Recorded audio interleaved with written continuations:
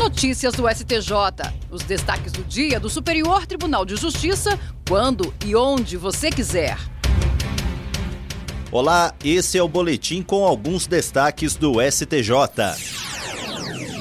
A primeira sessão do Superior Tribunal de Justiça confirmou por unanimidade a exclusão de José Dirceu, Anderson Adalto, José Genuíno e Delúbio Soares de ação civil pública por improbidade administrativa ligada ao escândalo do Mensalão. A decisão também beneficia outros réus em situação semelhante. Em 2009, a primeira instância havia extinguido a ação para esses réus, entendendo que eles não podiam ser responsabilizados por improbidade e que alguns já respondiam a ações idênticas. O Ministério Público Federal recorreu por meio de apelação, mas o Tribunal Regional Federal da Primeira Região considerou o recurso inadequado, indicando que o correto seria agravo de instrumento. Em 2015, a segunda turma do STJ admitiu a apelação com base no princípio da fungibilidade recursal, entendendo que não houve erro grosseiro. Contudo, os réus apresentaram embargos de divergência, agora acolhidos pela primeira sessão. O relator, ministro Sérgio Cuquina, afirmou que a jurisprudência do STJ consolidou que o recurso cabível para esse tipo de decisão é o agravo de instrumento e que o uso da apelação pelo Ministério Público Federal foi um erro grosseiro, afastando a aplicação do princípio da fungibilidade.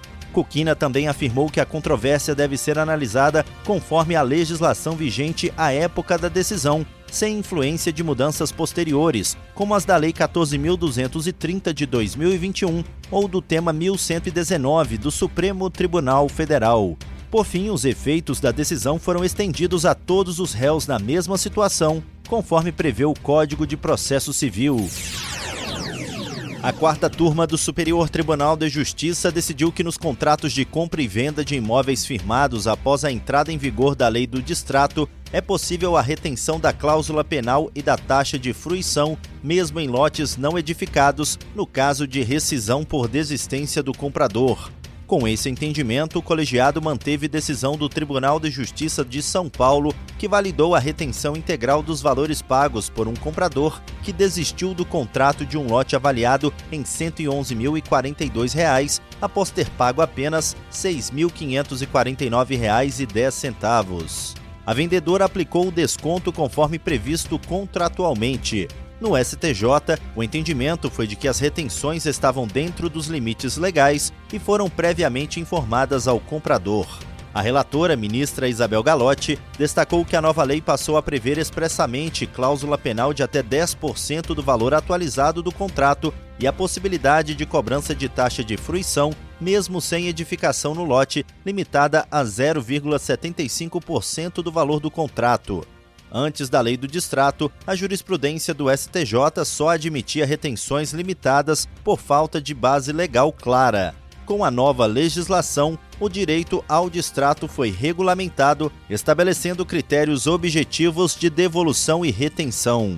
A decisão também reforçou que não há afronta ao Código de Defesa do Consumidor, pois não se trata de cláusula abusiva que prevê perda total dos valores pagos, e sim de devolução com descontos previstos legalmente.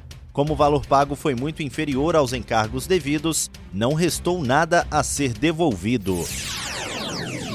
A primeira sessão do Superior Tribunal de Justiça decidiu que não é possível apresentar recurso especial para discutir a transferência da responsabilidade pela manutenção da iluminação pública das distribuidoras de energia elétrica para os municípios ou o Distrito Federal, com base em normas da Agência Nacional de Energia Elétrica. Essa decisão foi tomada em julgamento realizado sob o rito dos recursos repetitivos, tema 1346. Isso significa que ele vai servir de base para os demais tribunais do país quando julgarem casos semelhantes. A relatora, ministra Maria Tereza de Assis Moura, explicou que o recurso especial só pode ser usado quando há violação a uma lei federal ou tratado internacional, como prevê a Constituição. Como as normas da ANEEL são atos infralegais, ou seja, não têm o mesmo peso formal de uma lei federal, não podem justificar esse tipo de recurso. Segundo a ministra, ainda que essas resoluções tenham efeitos práticos importantes, elas continuam sendo classificadas como normas secundárias. Por isso, o colegiado entendeu que não cabe analisar recursos especiais baseados apenas nessas normas. Esse entendimento já era adotado pelas turmas de Direito Público do STJ e agora foi consolidado. E esse foi o Notícias do STJ de hoje. Para ouvir mais, acesse o Spotify ou o SoundCloud do STJ. Tchau, tchau. Notícias do STJ, uma produção da Secretaria de Comunicação Social do Superior Tribunal de Justiça.